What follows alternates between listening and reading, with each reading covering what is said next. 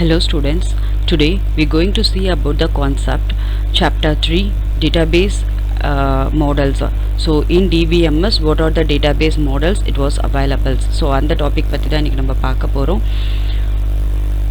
See database models. So in there are many database models, but in your book they have given only 4 database models.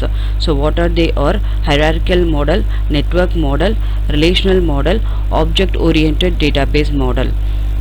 So let's see every one by one. So hierarchical database model. So what is mean by hierarchical database model? So IMS. So what is the expansion for it is information management system is the famous hierarchical database model. So IMS அப்படிங்கிறது அதுதான் இப்போ famous hierarchical database modelனு சொல்றாங்க. So IMS is nothing but of information management system. So இது வந்து IBMS ஓட first database model தான் IMS. So IMS is the IBMS first in database first DBMS. So IBMS ஓட first DBMS இது அப்படினா IMS. So that is nothing but of your hierarchical database model. So it is like tree like structure. So hierarchical database model எப்படி இருக்கும் அப்படினா it will be looks like tree like structure. So tree like structure in the sense a root இருக்கும், அதுக்கு மேல branches வரும், so அதுக்கு மேல sub branches, so அது மாதிரி ஒரு tree like structureல இருக்கும். So it means parent child relationship. So first இருக்கிற மேல top node வந்து root node வந்து parent ன்னு சொல்லுவோம். So அதுக்கு கீழ இருக்கிறது வந்து அந்த branch வந்து child ன்னு சொல்லுவோம், and then that child acts as a parent, and அதுக்கு கீழ இருக்கிறது sub node. So அத திருப்பியும் child sub child ன்னு சொல்லுவோம். So it's just like a parent child relationship. So that is one to many relationship. One to one ன்னு சொல்லலாம், one to many relationship ன்னு சொல்லலாம் hierarchical model. So the collection of records are called as tables. The individual records are called as rows. So இது வந்து relational modelsல தான் இந்த ரெண்டு கான்செப்ட்டும் வரும். So என்ன சொல்றாங்க அப்படினா collection of records வந்து tables ன்னு சொல்றாங்க, and individual record. So ஒவ்வொரு ரெக்கார்டும் ஒவ்வொரு rows. Okay, so individual records are called as rows. So இது ரெண்டுமே நம்ம வந்து ரிலேஷனல் மாடல்ஸ்ல டயக்ராமேட்டிக்கல் ரெப்ரசன்டேஷனோட பார்ப்போம். ஸோ ஹைரார்க்கியல் மாடல்ங்கிறது என்ன சொல்றாங்க, IMS தான் IBMS ஓட ஃபர்ஸ்ட் DBMS மாடல்னு சொல்றாங்க. அண்ட் ஹைரார்க்கியல் மாடல் எப்படி இருக்குன்னா it just looks like tree like structure. So that is parent child relationship, and it's maybe one to one relationship or one to many relationship. So advantages and limitations. So hierarchical model oda advantages enna, limitations enna. So advantages: less redundant data, efficient, data integrity and security. So இது 4 points May advantages of your hierarchical database. Less redundant data. Redundant அப்படினாலே repeated data or duplicate data. So copies அடுத்து இருக்கிறது தான், repeatedா இருக்கிறது தான் redundant ன்னு சொல்லுவோம். So repeated copies இருக்காது. So less redundant data கம்மியா இருக்கும்னு சொல்றாங்க. Efficient, it works very efficiently. And data integrity. Integrityங்கிறது நம்பகத்தன்மை. So data integrity அதிகமா இருக்கும். And security. So there will be security for your data. So these all comes under your point for advantages, and let's go for limitations. Complex to implement. So implement அப்படிங்கறனா செயல்படுத்துறதுக்கு அப்படினு சொல்லலாம். So complex to implement, அது செயல்படுத்துறதுக்கு கொஞ்சம் கஷ்டமா இருக்கும். So difficulty in handling many to many relationship. So because இது வந்து one to one relationship or one to many relationship நம்ம பார்த்தோம். So many to many relationship handle பண்றது இதுக்கு கொஞ்சம் கஷ்டமா இருக்கும். I mean it's very difficult to handle those concept. So this is nothing but of limitation and advantages of hierarchical database. And next come to the example of hierarchical model, or example னு சொல்லலாம், or a structure of hierarchical model. Hierarchical model நம்ம ஏற்கனவே பார்த்தோம். It just like looks like tree like structure னு நம்ம பார்த்தோம். So அதுதான் இது tree like structure. இது root node, அதுக்கு கீழ இருக்கிறதெல்லாம் sub node, and அதுக்கு கீழ இருக்கிறதெல்லாம் அதுக்கு sub node. And இத வந்து நம்ம parent node னு சொல்லுவோம், parent. So கம்ப்யூட்டருக்கு சைல்டு பார்த்தீங்கன்னா C drive child, D drive ஒரு சைல்டு, E drive ஒரு சைல்டு. ஸோ இது எல்லாமே கம்ப்யூட்டருங்கிற ரூட் நோடுக்கு 3 சைல்ட்ஸ் இருக்குது அப்படின்னு சொல்லலாம். ஸோ அகெயின் இது இப்போ பேரண்ட் நோடு. இப்போது Cங்கிறது ஒரு செப்பரேட் பேரண்ட் நோடு. இந்த சி டிரைவ்க்கு 2 சைல்ட்ஸ் இருக்கு. So program files, Windows. So அதுதான் பேரண்ட் சைல்டு. ஸோ இந்த மாதிரி பேரண்ட் சைல்டு ரிலேஷன்ஷிப்பில் இருக்கிறது தான் ஹைரார்க்கியல் மாடல். ஸோ இங்கே என்ன எக்ஸ்பிளைன் பண்ணியிருக்காங்க அப்படின்னா, கம்ப்யூட்டர், நம்ம லேப்டாப் ஆர் நம்ம கம்ப்யூட்டர், இதுதான் இங்கே எக்ஸாம்பிளாக கொடுத்துருக்காங்க. அண்ட் இதில் வந்து ஒவ்வொரு ஃபோல்டர்ஸ் இருக்குது. ஸோ C: ஒரு ஃபோல்டர் இருக்குது, D: ஒரு ஃபோல்டர் இருக்குது, E: ஒரு ஃபோல்டர் இருக்குது. ஸோ C: என்ன இருக்கும், நம்ம என்ன OS இன்ஸ்டால் பண்ணியிருக்கோமோ, விண்டோஸ் இன்ஸ்டால் பண்ணியிருக்கோம்னா விண்டோஸோட ஃபைல்ஸ் எல்லாமே அதில் தான் இருக்கும். And what are the downloaded files, என்னென்ன நம்ம டவுன்லோட் ஃபைல்ஸ் பண்ணியிருக்கோமோ அதுவும் எல்லாமே இந்த விண்டோஸுக்குள்ளே இருக்கும். ப்ரோக்ராம் ஃபைல்ஸ், ப்ரோக்ராம் ரிலேட்டடாக, உங்கள் OS ரிலேட்டடாக சில ஃபைல்ஸ் எல்லாம் இதில் எல்லாம் இது C டிரைவ்க்குள்ளே தான் இருக்கும். So program files, Windows files comes under your C drive. இதில் நம்ம வேறு எதுவுமே பர்சனல் ஃபைல்ஸை நம்ம போட மாட்டோம், சேவ் பண்ண மாட்டோம். So D drive, so D drive and E drive is nothing but of your what are the individual files you are storing, அது எல்லாமே Dலையும் Eலையும் தான் நம்ம சேவ் பண்ணுவீங்க. ஸோ ஃபோட்டோஸ், மூவிஸ் அண்ட் நான் ஏதாவது ஸ்கூல் ஃபைல்ஸ் பண்ணுறேன் அப்படின்னா அது E டிரைவ். ஸோ இது எல்லாமே நம்ம பர்சனல் ஃபைல்ஸ். ஸோ இது எல்லாமே Cயில் நம்ம பண்ண மாட்டோம், D டிரைவ்லையும் E டிரைவ்லையும் தான் நம்ம சேவ் பண்ணுவோம். ஸோ இதுதான் நம்ம இங்கே சும்மா ஒரு எக்ஸாம்பிளாக கொடுத்துருக்கேன், ட்ரீ லைக் ஸ்ட்ரக்சர் மாதிரி. Okay, so let move to the next. So network model. So hierarchical model இப்போ நம்ம பார்த்துட்டோம். இப்போ நெக்ஸ்ட்டு செகண்ட் மாடலுக்கு நம்ம வந்திருக்கோம். அண்ட் ஹைரார்க்கியல் மாடல் வந்து ட்ரீ லைக் ஸ்ட்ரக்சர்னு நம்ம பார்த்தோம். So let what we see about network model. Let we see about network model. So first developed network data model was IDS at Honeywell. So Honeywellங்கிற ஒரு company தான் first network data model கண்டுபிடிச்சாங்க. So it's nothing but of IDS. So what is expansion for IDS is integrated data store. And this is similar to hierarchical model. இதுவும் hierarchical modelலும் மாதிரியே ஒரே மாதிரி தான் இருக்கும். But except each member have more than one owner. So அங்கே பார்த்தீங்கன்னா ஒரு parents தான் இருக்கும். Child மேபி ஒன்னா இருக்கலாம், இல்லை 2-3 இருக்கலாம். அங்கே hierarchical மாடலில். பட் ஹியர் நெட்வொர்க் மாடலில் பார்த்தீங்கன்னா more than one parent or more than one owner. So இங்கே வந்து சைல்டு 1 இருக்கலாம், இல்லை சைல்டு 2 கூட இருக்கலாம். அதே மாதிரி பேரண்ட்டும் more than 2 parents. ஸோ ஒரு பேரண்ட்டாகவும் இருக்கலாம், இல்லை 2 parents-ஆகவும் இருக்கலாம். ஸோ அதுதான் network model. many to many relationship or handled in a better way. அங்கே வந்து 1 to many. ஸோ ஒரு பேரண்ட் தான் கண்டிப்பாக. ஸோ சைல்ட்ஸ் மேபி நிறையா இருக்கலாம். So that is nothing but of 1 to many relationship. And இங்கே பார்த்தீங்கன்னா many to many. ஸோ நிறையா சைல்ட்ஸும் இருக்கலாம் அண்ட் நிறையா பேரண்ட்ஸும் இருக்கலாம். So many to many relationship or handled in A better way. So 3 database components or இது 3 database components இருக்குது network மாடலில். What are they are network scheme, network schema, subschema and language. So let's see each one by one. So 3 components of network models: network schema, subschema, language. So what is mean by schema? Schema is nothing but of a structure. ஒரு structure தான் நம்ம schema ன்னு சொல்றோம். So network structure னு கூட சொல்லலாம். It defines all about the structure of the database. உங்க database ஓட full structure பத்தி சொல்றது தான் network schema. So schemaங்கிறது structure சொன்ன. So it defines the structure of the database. உங்க database ஓட full structure பத்தி சொல்றது தான் network schema. And next is subschema. It controls on views of the database for the users. So subschema, what it was given is it controls on views of the database for the user. So யார் இதை work out பண்ணும், யார் அதை பார்க்கணும் அப்படிங்கிற கண்ட்ரோலை இந்த subschema கொடுக்குது. So controls on views of the database for the user. Language, basic procedural for accessing the data. So நம்ம அந்த database எப்படி access பண்ணுறது, ஸோ அதுக்கான நம்ம என்ன எப்படி அதை மூவ் பண்ணுவோம், எப்படி அதை access பண்ணுறதுக்கு என்ன லாங்குவேஜ் நம்ம அதை எடுத்துக்குவோம், ஸோ அதை எப்படி access பண்ணுவோம். So those all comes under a part of language. So network schema, what are the 3 components is network schema, subschema and language. So what is the limitations and advantages in network model is? So let's see the advantage. Handle many to many relationship. So many to many relationship easier இருக்கு, the better way handle பண்ணுது. and easy data access, ஒரு data access பண்றதுங்கிறது ரொம்ப easy. So data integrity, data நம்பகத்தன்மை இருக்கு. So data integrity and independence, தனித்துவமா work out பண்ணும். So independence. and what is the limitation is difficulty in design and difficulty in maintenance. So design பண்றதுக்கு அந்த network மாடலை design பண்ணுறதும் and அதை maintain பண்ணுறதுமே ரொம்ப டிஃபிகல்ட்டியாக இருந்தது, because it's many to many relationship. So அதனால அது ஒரு டிஃபிகல்ட்டியாக இருக்குது. and the structure of network model. So network model oda structure eppadi irukku. So iduvum tree like structure dhaan. First நம்ம second point பார்த்தோம், it's similar as a hierarchy model. இதுவும் tree like structure மாதிரி இருக்கு, but இதுல many to many relationship. So இங்க நான் metric school னு கொடுத்திருக்கேன், இதுல வந்து department library, so ரெண்டு கொடுத்திருக்கேன். So நம்ம ஸ்கூல்ல department wise இருக்கும், உங்க subject wise departments இருக்கும், computer science and Tamil department, social department, so அந்த மாதிரி subject wise teachers இருப்பாங்க. and library, school library இருக்கும், and student.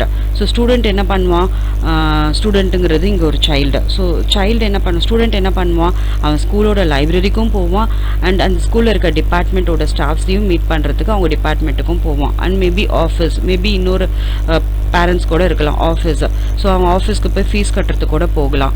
ஸோ இந்த மாதிரி ஒன்றுக்கு மேற்பட்ட நிறையா பேரண்ட்ஸ் இருக்காங்க அப்படின்னா then it is comes as network model. So இங்கே வந்து இவன் ஒரு இதை மட்டும் ஆக்சஸ் பண்ணல, லைப்ரரிக்கும் போகலாம், டிபார்ட்மெண்ட்டுக்கும் போகலாம், அண்ட் ஆஃபீஸ்க்கும் போகலாம்.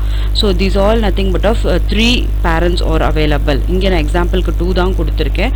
ஸோ ஸ்டூடெண்ட்டுக்கு 2 பேரண்ட்ஸ் இருக்காங்க. So that's nothing but of network model, many to many relationship. So let's come to the third model, relational model, and it represents a collection of relations. So collection of relations தான் இங்க relational model, I mean collection of, இது என்ன அப்படின்னா it represents a collection of relations, ஒரு relations, ஒரு தொடர்புள்ள ஒரு பொருளை ஒன்னா கலெக்ட் பண்ணி வச்சிருக்கோம், ஒரு ஒன்னா குரூப் பண்ணி வச்சிருக்கோம்னு சொல்லலாம். So it represents a collection of relations. So relation is nothing but a table with values. So ரிலேஷனுங்கிறது நம்ம என்னன்னு சொல்லலாம்னா it's nothing but of your tables with values in it. So டேபிள்ஸில் collection of related datas are defined.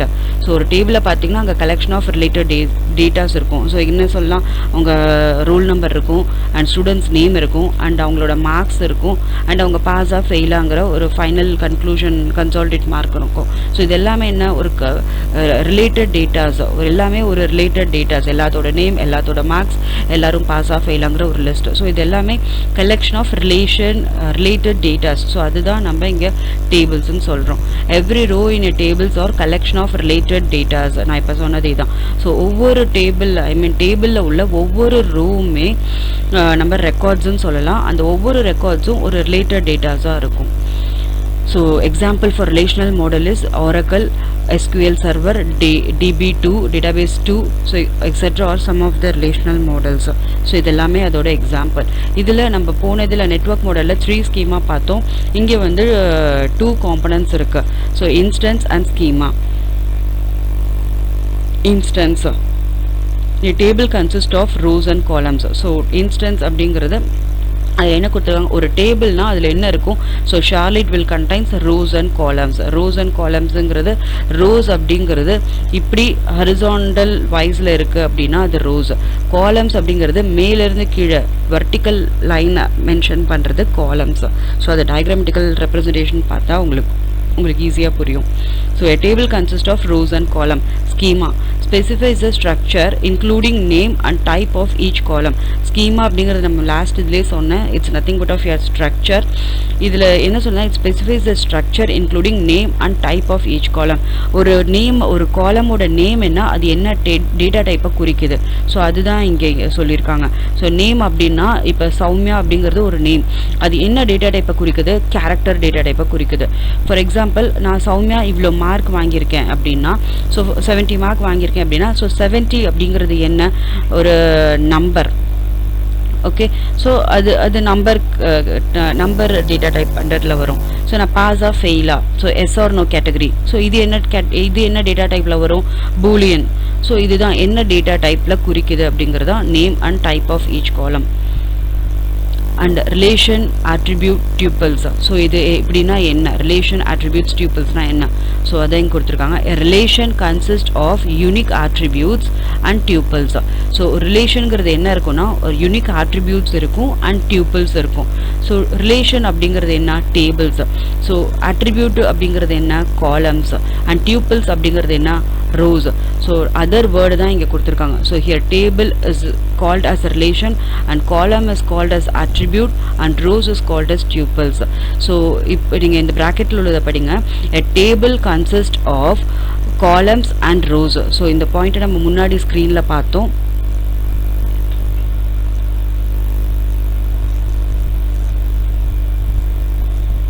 So இங்கே பார்த்தோம் இல்லையா, a table consists of rows and column. இதுதான் நம்ம வேற வேர்ட் மென்ஷன் பண்ணி tuples, attributes, relation அப்படின்னு மென்ஷன் பண்ணி நெக்ஸ்ட் ஸ்லைடில் கொடுத்துருக்காங்க.